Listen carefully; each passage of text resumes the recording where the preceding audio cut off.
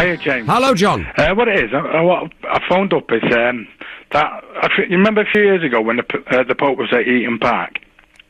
God, you're going back a bit, John. I am, yeah. Well, bloody hell, was that the 80s? Yeah, 85, 86. Right. What it is, I worked there, and when the Pope was at Eaton Park, there were so many people there. There was well over 100,000 people. They were mainly nuns, priests, and what I seen, they had people going around collecting donations, and to get to see the Pope was very difficult because like his bus, you're talking how big Eaton Park is. Yeah. And like what you've been saying on the radio, that the Catholic Church is a bit corrupt. A bit? Right. and what it is, when I seen the bus there when I worked there, I was expecting Marlon Brando to be on it anyway.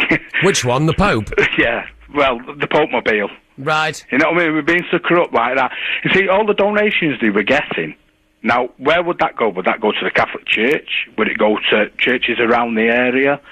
Or, you know what I mean? There's absolutely no idea. I have no idea where the money went when the Pope visited Manchester. I have no idea.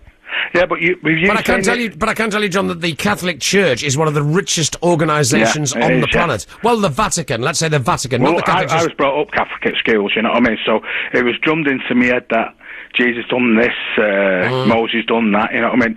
So to accept all that, it's first when you go on up, you learn to say, yeah, that's right. But as you're getting older and older, and technology and scientific fiction tells you that it's not true. But a lot of people will say believe in Christ, and their beliefs in Christ. Yeah. You know what I mean? They live for Christ, don't they? I don't know. I mean, maybe they do. I'm not sure. But do you try and, like you saying you're a non-believer, and you say you don't know if there was a God or not? No, of course I don't. How can anybody say there is? Well, no one's actually seen them, have they? Well, exactly. You see, I believe, John, nobody's ever spoken to God. It didn't happen to Noah. It didn't happen to Moses, Abraham, Muhammad. Everybody is inspired as a human being by something, whatever it may be. And some people say, oh, well, that's God, isn't it? But you see, if I came on the radio tonight and said, I've been speaking to God, absolutely nobody would believe me. And yet 1 billion Muslims believe that Muhammad spoke to God. Or God spoke to Muhammad. So what a load of bullshit. Well, I'm not allowed... saying things like that, James, there's probably some of your listeners that think, wait a minute, he's telling me something different there. Like you say, Christ... No, but see, John, but John, what I'm trying to say to you is, if I came on air tonight or whenever... Yeah. ...and said that I've been speaking to God... Wouldn't some people believe you? Because a lot of people say, oh, no, he's talking a load of shit, James Stannage, you know what I mean? But a lot of people I said to the Muslims, why do you believe in Islam? I said to the Jews, why do you believe in Judaism? Do you really believe that Abraham and Moses spoke to God and all this nonsense? They'd say, yes, of course we do. I'd say, well, why won't you believe that I spoke to God? And of course they won't.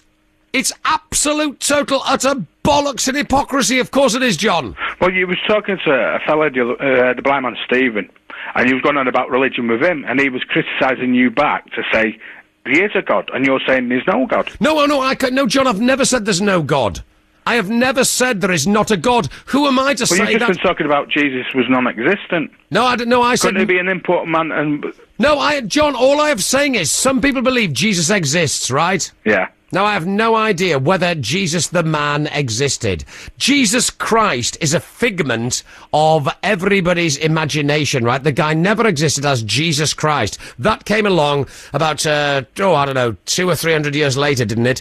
The Holy Roman Empire and all that. And then it said that Jesus was the anointed one, Jesus Christ. And he wasn't. He was just an ordinary guy, Jesus of Nazareth. Well, it's like you say, James, a lot of people, if stories have been told, it's like the gospel, it's passed down into generations, isn't it? Of course it is, yep. So time it gets to say like us. Yeah. Now, we don't know the miracles that Jesus could perform. Yeah. Now, to walk on any water, it's got to be in, is it Israel, the Dead Sea? Do you know where you can float or what? Of course you can. Now, how can a man change bread to feed 5,000? Exactly. You know what I mean? You've got to be a magician or a baker to do something like that. Absolutely. You see, I'm not saying I'm a non-believer until I see it with my own eyes. then I can say, yeah, it's true, or it's not true.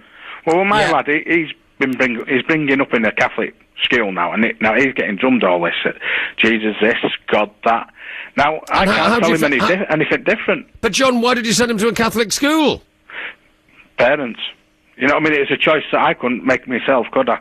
Why? You know what I mean? Because all my family, well, my parents are Irish, so he's brought John, up the Catholic way. But, John, you're a big boy. Now I am, yeah. What, you weren't then? No, I've been put in school at the age of 5. No, John, I don't mean you. I'm talking about. I thought it was your son you were talking about. Well, that's the only nearest school around the area, really. That's convenient for him. But to be drummed into, say, the Catholic Church, now, the church has just been pulled down now because of funds that it couldn't afford to keep it running. Oh, what a terrible shame. Well, it's been pulled down. What a good idea. No, John, seriously, I'd pull them all down tomorrow. Yeah. Every single one. But There's still going to be people that's going to follow the Christ, aren't there? And Jesus. But there's no such thing as the Christ. It doesn't exist. Jesus was an ordinary guy. He was Jesus of Nazareth. The Christ thing came years and years and years later. Well, what I've seen at Eaton Park, James, is just because you've seen them, they were crying. There was actually tears coming from their eyes. John, I know, and it's like, it's hysteria. See, they're all holding crosses and things like that. It's hysteria, John. It's hysteria. It is sad, weak, pathetic people becoming hysterical. Yeah. And that's all it is. Yeah. Well, there's another thing I want to ask you, James. Yes, you know when you said you weren't a royalist? I despise the system so much. So if say Prince Charles or the Queen says, right, Mr. Stannage, I want you up, I'm going to give you a knighthood. No way. You, sir. I'd say shove it up your ass.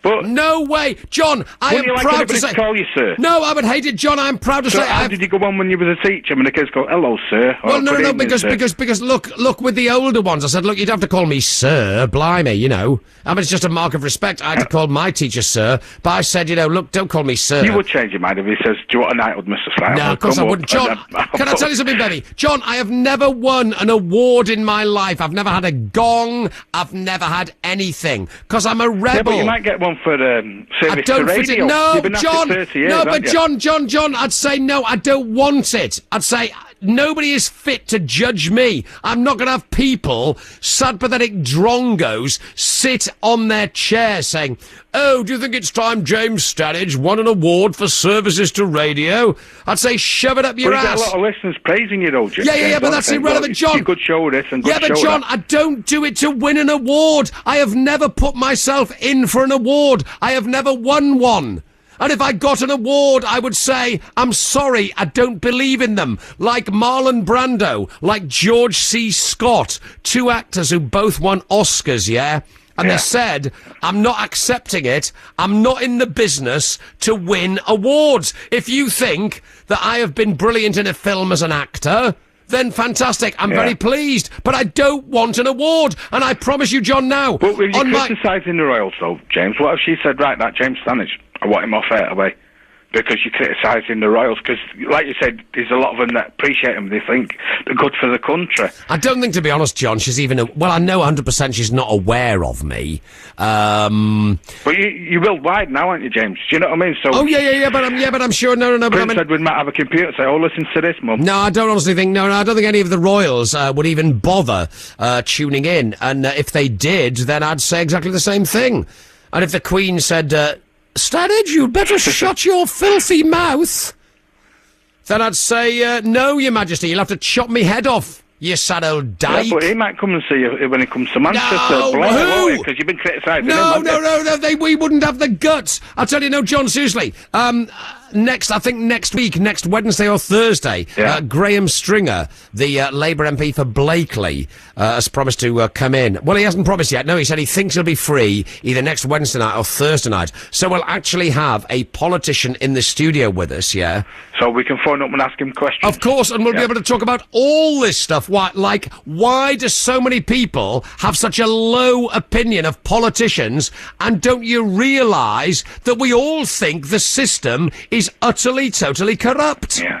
See, with Blair and Bush, the way I see it, a mate of mine, he does drawings. Yeah. And what he does, he gets characters from past and present to try and put to those politicians. Yeah.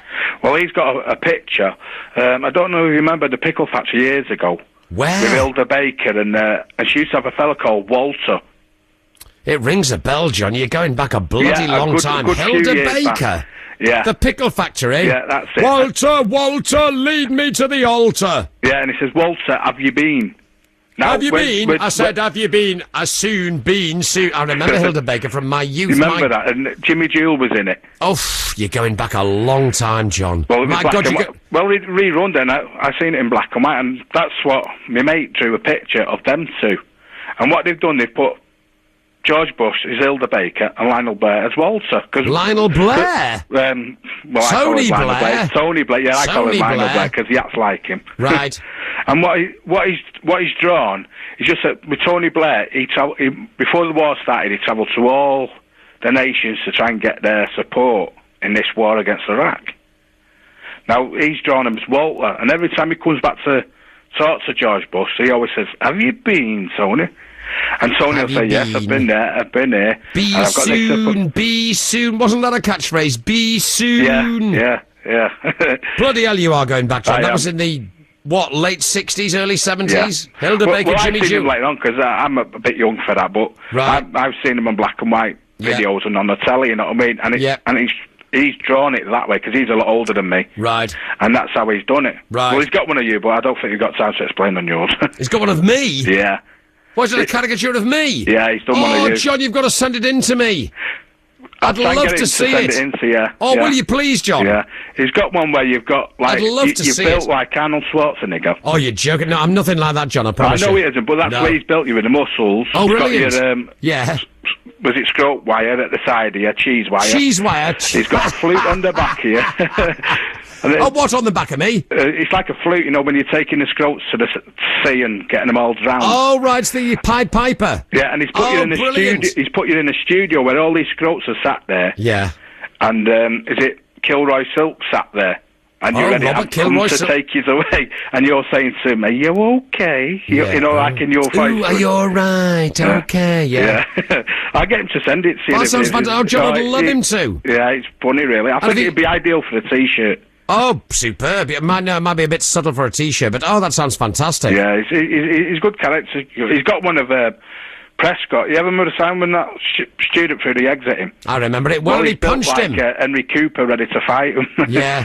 And they're not in a nasty way. It's just but I think it's a great gift, to be a cartoonist, a caricaturist. Yeah. I think there was one in the paper today that I get, and it was just so funny. Tony Blair with all his cabinet going on about, I don't want your loyalty, I want your samples. Yeah. And they've all got to wee in a bucket, and it's just they can get away with anything you see and take the rip out of politicians because it's a cartoon. His education, he's not very good. He talks a load of crap half the time, but to drawings, he's a different person altogether. Well, there you go. You see, because he listens to you every night. Well, there you go. You see, yes, some people are just brilliant at that, aren't they? Yeah. And it's a great gift to be, to be able to just, draw, it's a caricature. It's great. I mean, it's why The Simpsons can do what it does, and get away with everything, because it's not real people. And, you can't sue Homer Simpson for implying that George Bush is a complete and utter asshole, can you? And, Tony Blair, he was on that episode. I don't know if you've seen it yet, the Tony Blair episode where Homer and the rest of the Simpsons came to England, and they just made Tony Blair out to be a complete and utter buffoon, and the Queen, and everybody. But because it's a cartoon, it's like it's okay. And that's what tickles me to death. I really wish that, I was a great cartoonist, a caricaturist or whatever, because you can just get away with murder. And you can never be, you can't, right, that's it, I'm going to sue Homer Simpson, because, of course, Homer doesn't exist. He's purely and simply a cartoon character. James Stannage. The best of James Stannage.